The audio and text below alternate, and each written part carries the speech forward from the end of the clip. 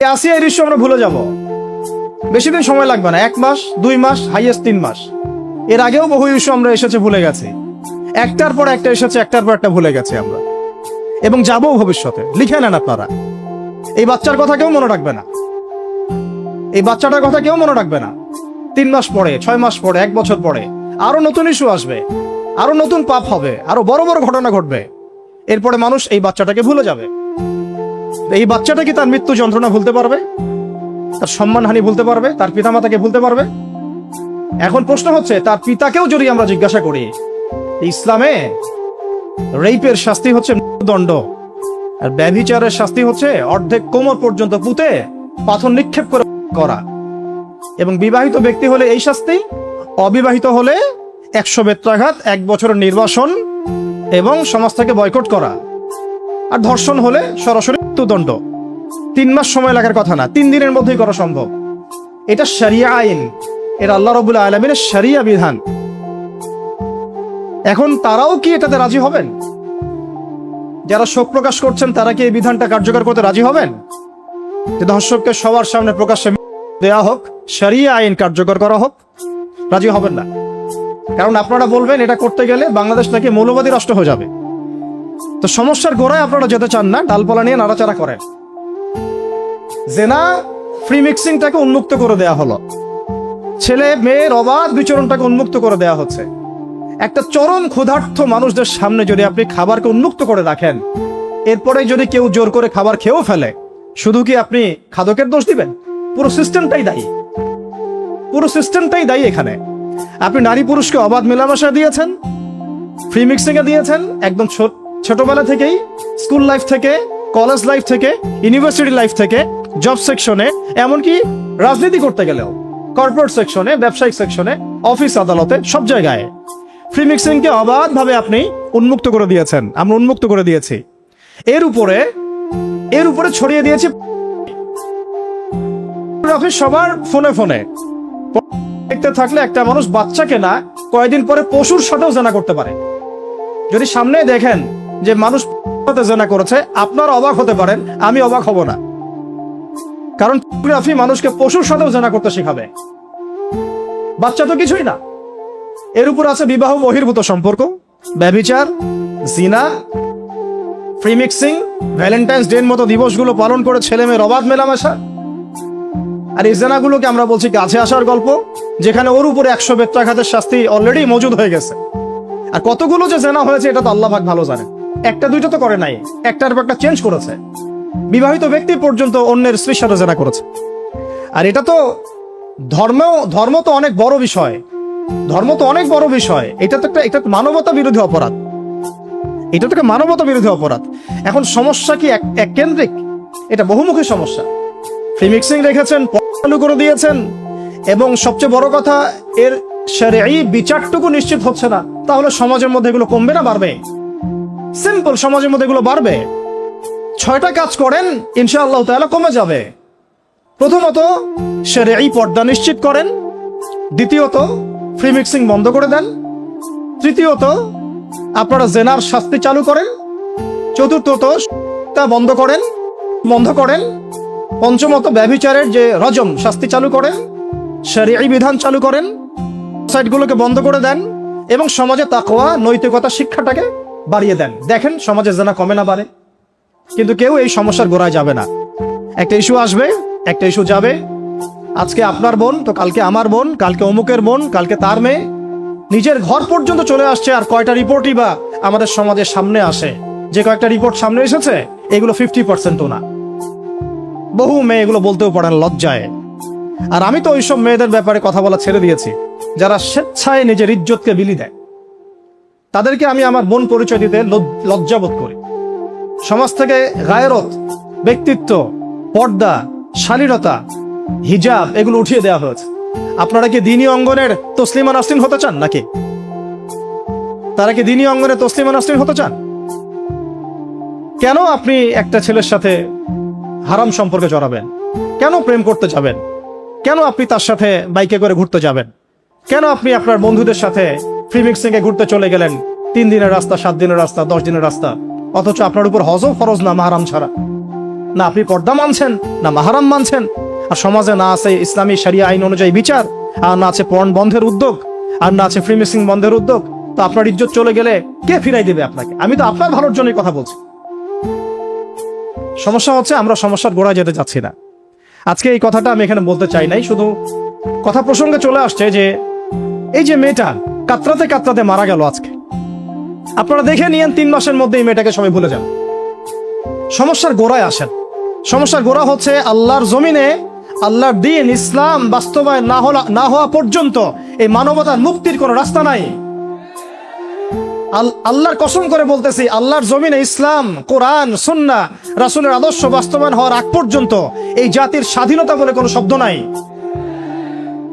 এই মানবতার মুক্তির কোনো পথ নাই। কেউ আমরা স্বাধীন না, কেউ আমরা আমাদের ইনসাফ ন্যায্য অধিকারটুকু পাবো না। কালকে আপনার ঘরে এই সমস্যাগুলো আসলে আপনি এটাকে প্রতিহত করতে পারবেন না। বিচার চেয়ে বেড়াবেন এক মন্ত্রণালয় থেকে আরেক মন্ত্রণালয়ে, ফাইল ঘুরতে থাকবে, আপনার কেস বন্ধ হয়ে যাবে, আপনার বোনের ইজ্জত ফিরে আসবে না।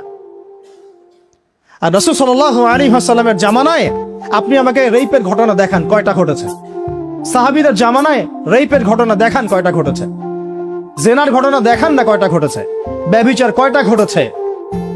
চুরি বা কয়টা হয়েছে? ধর্ষণ কয়টা হয়েছে? ডাকাতি কয়টা হয়েছে? একটা দুইটা রেয়ার আপনি ঘটনা দেখাতে পারবেন। এবং যখন সেই ঘটনা ঘটেছে ইনস্ট্যান্ট দেন এন্ড দেন নবী সাল্লাল্লাহু আলাইহি ওয়াসাল্লাম শরীয়ত আইন বাস্তবায়ন করেছে। তিনি শুধু মানুষকে তাকওয়ার ওয়াজ নসিহত করেন নাই, বরং আল্লাহর আইনও বাস্তবায়ন করেছেন। এই দুটো সমানুপাতিক ভাবে চলতে হবে সমাজের মধ্যে। শুধু তাকওয়ার ওয়াজ করেই সব বন্ধ করা যাবে না, আইনও বাস্তবায়ন করতে হবে। তখন দেখবেন সমাজ সমান্তরাল ভাবে চলবে, একটা আলোকিত সমাজ বিনির্মাণের দিকে আমরা হাঁটতে পারবো ইনশাআল্লাহ। শুধু আমি ওয়াজ করে যাব, আইনের কোনো বাস্তবায়ন নাই, আবার আইন বাস্তবায়নে কথা বলবো, তাকওয়ার কোনো সমাজ নাই, এভাবে হবে না। দুটো একসাথে চলতে হবে। আমরা দুটো থেকেই সমাজকে বিচ্ছিন্ন করে ফেলছি। স্কুল লাইফ থেকে তাকওয়ার শিক্ষাটাকে আস্তে আস্তে শেষ করে ফেলছি। আমি তো দেখালাম তাকওয়া তো শিখবেন আপনি কোরআন থেকে, হাদিস থেকে, সিরাত থেকে, সেটাই তো আমরা পড়ি নাই। আমি চ্যালেঞ্জ করতে পারি আমাদের স্টুডেন্টদেরকে, আল কোরআনুল কারীমের 10টা সূরার অর্থ তারা বলতে পারবেন না, হাদিসের মধ্যে 100টা হাদিস তারা মুখস্থ বলতে পারবেন না। রাসূল সাল্লাল্লাহু আলাইহি ওয়াসাল্লামের পবিত্র জীবনী তারা 20 বছরে একটা কিতাবও একাডেমিক্যালি পড়েন নাই। ইসলামের ইতিহাসের একটা কিতাব একাডেমিক্যালি পড়ানো হয় নাই। তাসকিয়া সংক্রান্ত একটা কিতাব পড়ানো হয় নাই। ফিকহের উসুলে ফিকহ ছাড়া আপনি কিভাবে চলবেন? ফিকহের একটা কিতাব পড়ানো হয় নাই। তাহলে এই জাতিটাকে আপনি কিভাবে ইসলামের দিকে নিয়ে আসবেন? শিক্ষা ছাড়া। শিক্ষা না থাকলে, ইলম না থাকলে আমল কিভাবে আসবে? আমল না থাকলে তাসকিয়া কিভাবে আসবে? তাসকিয়া না থাকলে আত্মশুদ্ধি কেমনে আসবে? আর কিভাবে আমরা সৎ পথে থাকবো, অসৎ পথ থেকে দূরে থাকবো? কিভাবে আমাদের মধ্যে আল্লাহ ভীতি জাগ্রত হবে? আর আল্লাহ ভীতি যদি জাগ্রত না হয়, আমি গুনাহ থেকে কেন দূরে থাকবো? যার মধ্যে আল্লাহর ভয় নাই সে গুনাহ থেকে কেন দূরে থাকবে? তার মধ্যে তো আল্লাহর ভয় নাই। তা আমরা তাকওয়া বিবর্জিত সমাজ প্রতিষ্ঠার দিকে এত মেহনত করেছি বিগত প্রায় 50, 60, 70 বছর থেকে, কিন্তু আগামীর বাংলাদেশে আমরা এইটা আর দেখতে চাই না। আমরা আগামীর বাংলাদেশে দেখতে চাই প্রত্যেকটা সেক্টরে যেন তাকওয়া নিশ্চিত হয় এমন ব্যবস্থা গ্রহণ করতে হবে, এবং একই সাথে আল্লাহ রাব্বুল আলামিনের জমিনে আল্লাহর বিধানগুলোও বাস্তবায়ন করতে হবে। শুধু তাত্ত্বিক কথাবার্তা বলে, দুঃখ প্রকাশ করে, শোক প্রকাশ করে কোনো লাভ হবে না, যতক্ষণ পর্যন্ত না আমরা আল্লাহ পাকের জমিনে তার আইন এবং বিচারগুলোকে বাস্তবায়ন করতে পারবো। আর আল্লাহর কসম করে বলছি, আল্লাহর জমিনে আল্লাহর বিধান বাস্তবায়ন হলে সমাজে পাপের হার তো কমে আসবেই। সমাজে পাপের হার তো কমে আসবে। কোন কাফের, মুশরিক, মুরতাদ জনগোষ্ঠী আমাদের দিকে চোখ তুলে তাকাতে পারবে না ইনশাআল্লাহ। আমাদেরকে দাসত্ব শৃঙ্খলা আবদ্ধ করতে পারবে না ইনশাআল্লাহ। সব কথার শেষ কথা ভাই, যে আমরা দুনিয়াতে এসেছি লিমিটেড টাইমের জন্য। এই সময়টুকুতে যদি আমরা হেলায় ফেলায় দুনিয়ার জীবনটাকে নষ্ট করি, আমাদের দিনটাকে ঠাট্টা ছলে গ্রহণ করি, কোরআনকে মূল্যায়ন না করি, হাদিসকে মূল্যায়ন না করি, আল্লাহর দেয় এই সুযোগগুলো, রমাদান, এই কোরআন, এই তারাবি, এই তাহাজ্জুদ, এই সাদাকা, এই তাকওয়া, এগুলোকে মূল্যায়ন না করি, তাহলে ক্ষতিগ্রস্ত আমরা হব, আর কেউ হবে না। ক্ষতিগ্রস্ত এই পৃথিবীতে অন্য কেউ হবে না, বরং আমরাই হব। আল্লাহ পাক আমাদের সবাইকে পরকালীন চূড়ান্ত ক্ষতি থেকে আল্লাহ হেফাজত করেন, এবং দুনিয়াতে যে ফিতনা, ফাসাদ, এই রাহাজানি চলছে, এইগুলো থেকে মুক্তির পথ যে একমাত্র ইসলাম, এইটা বোঝার তৌফিক আমাদেরকে দান করেন। এই আসিয়ার ইস্যু আমরা ভুলে যাব, বেশি দিন সময় লাগবে না, 1 মাস, 2 মাস, হাইয়েস্ট 3 মাস। এর আগেও বহু ইস্যু আমরা এসেছে ভুলে গেছি, একটার পর একটা এসেছে, একটার পর একটা ভুলে গেছি আমরা, এবং যাবো ভবিষ্যতে। লিখে নেন আপনারা, এই বাচ্চার কথা কেউ মনে রাখবে না, এই বাচ্চাটার কথা কেউ মনে রাখবে না। 3 মাস পরে, 6 মাস পরে, 1 বছর পরে আরো নতুন ইস্যু আসবে, আরো নতুন পাপ হবে, আরো বড় বড় ঘটনা ঘটবে। এরপরে মানুষ এই বাচ্চাটাকে ভুলে যাবে। এই বাচ্চাটা কি তার মৃত্যু যন্ত্রণা ভুলতে পারবে? তার সম্মানহানি ভুলতে পারবে? তার পিতামাতাকে ভুলতে পারবে? এখন প্রশ্ন হচ্ছে, তার পিতাকেও যদি আমরা জিজ্ঞাসা করি, ইসলামে রেপের শাস্তি হচ্ছে মৃত্যুদণ্ড, আর ব্যভিচারের শাস্তি হচ্ছে অর্ধেক কোমর পর্যন্ত পুঁতে পাথর নিক্ষেপ করে করা, এবং বিবাহিত ব্যক্তি হলে এই শাস্তি, অবিবাহিত হলে 100 বেত্রাঘাত, 1 বছরের নির্বাসন এবং সমাজ থেকে বয়কট করা, আর ধর্ষণ হলে সরাসরি মৃত্যুদণ্ড। 3 মাস সময় লাগার কথা না, 3 দিনের মধ্যেই করা সম্ভব। এটা শরিয়া আইন, এটা আল্লাহ রাব্বুল আলামিনের শরিয়া বিধান। এখন তারাও কি এটাতে রাজি হবেন? যারা শোক প্রকাশ করছেন তারা কি এই বিধানটা কার্যকর করতে রাজি হবেন? যে ধর্ষককে সবার সামনে প্রকাশ্যে দেয়া হোক, শরিয়া আইন কার্যকর করা হোক? রাজি হবেন না। কারণ আপনারা বলবেন এটা করতে গেলে বাংলাদেশ নাকি মৌলবাদী রাষ্ট্র হয়ে যাবে। তো সমস্যার গোড়ায় আপনারা যেতে চান না, ডালপালা নিয়ে নাড়াচাড়া করেন। জেনা ফ্রি মিক্সিংটাকে উন্মুক্ত করে দেয়া হলো, ছেলে মেয়ের অবাধ বিচরণটাকে উন্মুক্ত করে দেয়া হচ্ছে। একটা চরম ক্ষুধার্ত মানুষদের সামনে যদি আপনি খাবারকে উন্মুক্ত করে রাখেন, এরপরে যদি কেউ জোর করে খাবার খেয়েও ফেলে, শুধু কি আপনি খাদকের দোষ দিবেন?